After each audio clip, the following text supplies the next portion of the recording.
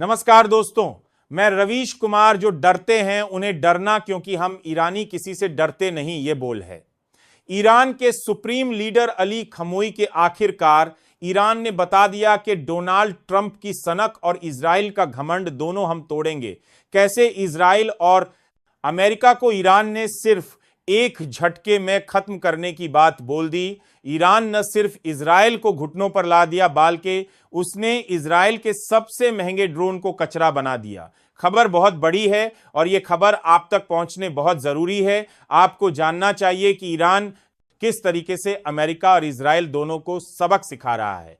Donald Trump की सन कभी खत्म ही नहीं हुई थी कि ईरान के सुप्रीम लीडर अली खमोई ने दोनों को धमकी दे दी जानेंगे। क्या है पूरा मामला, लेकिन उससे पहले आप किस देश किस राज्य से हमारी खबर देखा है, दोनों को धमकी दे दी जानेंगे।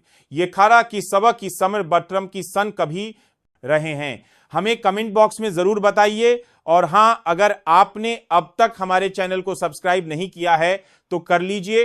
पास में ज्वाइन बटन होगा, एक छोटा सा अमाउंट पे करके उसे बटन को दबा सकते हैं अगर आप हमारी सच्ची पत्रकारिता को सपोर्ट करते हैं। चलिए जान लेते हैं कि आखिरकार क्यों ईरान के आगे अमेरिका और इजराइल दोनों ही नाकाम होते हुए नजर आ रहा है।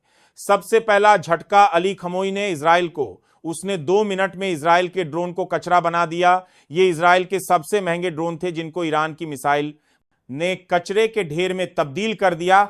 अब इजराइल के पास ज्यादा समय नहीं बचा है, उसके पास सिर्फ 10 दिन के ही हथियार बचे हैं। अगर 10 दिन के अंदर नेतन्याहू घुटनों पर नहीं आता है तो फिर इतिहास अपने आप को दोहराएगा।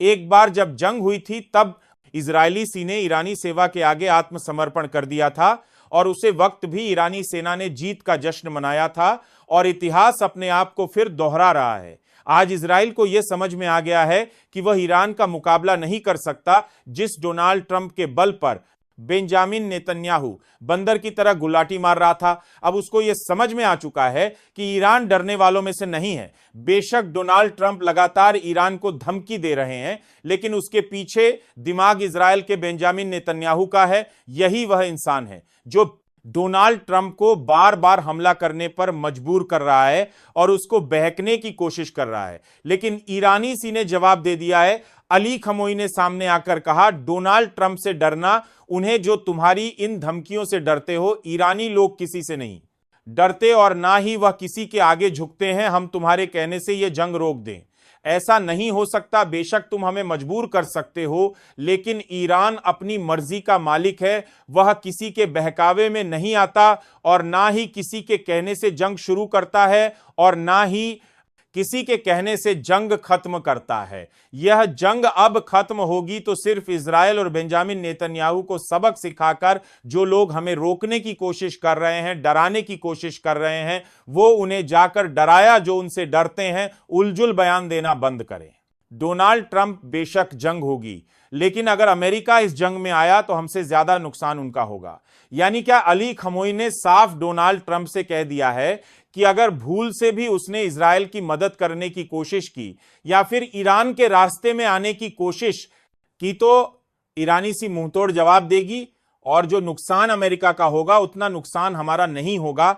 इससे पहले भी डोनाल्ड ट्रंप इस तरीके के बयान दे चुके हैं, हालांकि अब तक उन्होंने कुछ कर नहीं है। यह सिर्फ डोनाल्ड ट्रंप के धमकी भरे बयान हो तो अच्छा है, क्योंकि अगर अमेरिका ने इजराइल का साथ दिया तो उसका अंत भी निश्चित है। इस बार ईरानी सी किसी के आगे झुकने वाली नहीं है। उसने पहले भी इजराइल को हराया था और इस बार भी इजराइल को हराने के लिए तैयार है। यही नहीं, इस बार तो ऐसी मिसाइल छोड़ी ईरान ने कि इजराइल के आसमान में मछली बन गई, जिसे देखकर हर कोई हैरान था, क्योंकि इजराइल के आसमान में जाकर ईरान की मिसाइल नाच रही थी और नेतन्याहू अपनी बर्बादी का मंजर खुद अपनी आंखों से देख रहा था। बेशक अगर अमेरिका इजराइल के साथ नहीं होता तो महज 5 दिन के अंदर ईरान इजराइल को खत्म कर देता, लेकिन क्योंकि अमेरिका इजराइल की पीछे से मदद कर रहा है, इसीलिए अब तक वह जंग में टिका हुआ है। लेकिन अगर अमेरिका नहीं होता तो ईरान ने अब तक खात्मा कर दिया होता है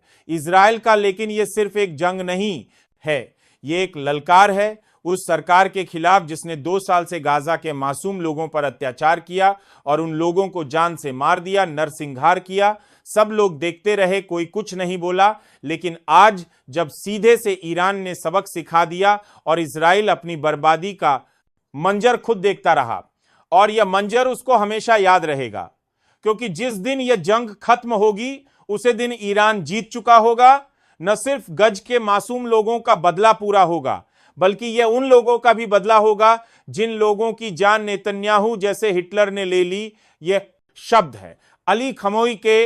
यह सिर्फ एक जंग नहीं है, यह इंसाफ के लिए लड़ने वाली लड़ाई है, और इस लड़ाई में मुस्लिम देशों को एकजुट करना चाहता है पाकिस्तान ने गुहार लगाई है कि सब लोगों को मतभेद भूलकर ईरान का साथ देना चाहिए। सारे मुस्लिम देशों को एक साथ एकजुट हो जाना चाहिए और इजराइल को उसकी सही जगह बतानी चाहिए। बेंजामिन नेतन्याहू जो बार बार ये कहता है कि हमारे पास बहुत हथियार है, हम किसी को भी हरा देंगे, उसके पास अब 10 दिन से ज्यादा की हथियार नहीं बचे। और ये खुलासा खुद उसी के एक पार्टी के इंसान ने किया है। यही नहीं, एक रिपोर्ट सामने आई है जिसमें कहा गया है कि ईरान के पास ऐसी कोई सबूत नहीं मिले जिससे कि वह परमाणु बम बना रहा है। और यह खुलासा होने के बाद अब लोग अमेरिका और इस्राएल पर आरोप लगा रहे हैं कि ये दोनों जानबूझकर ईरान को उकसा रहे थे लड़ने के लिए, क्योंकि ईरान कोई ऐसा बम नहीं बना रहा है जिसके बारे में अमेरिका और इजराइल बार बार दावा कर रहे हैं। यानी कि परमाणु, और इसी को लेकर अब इन दोनों की पोल खुल गई है।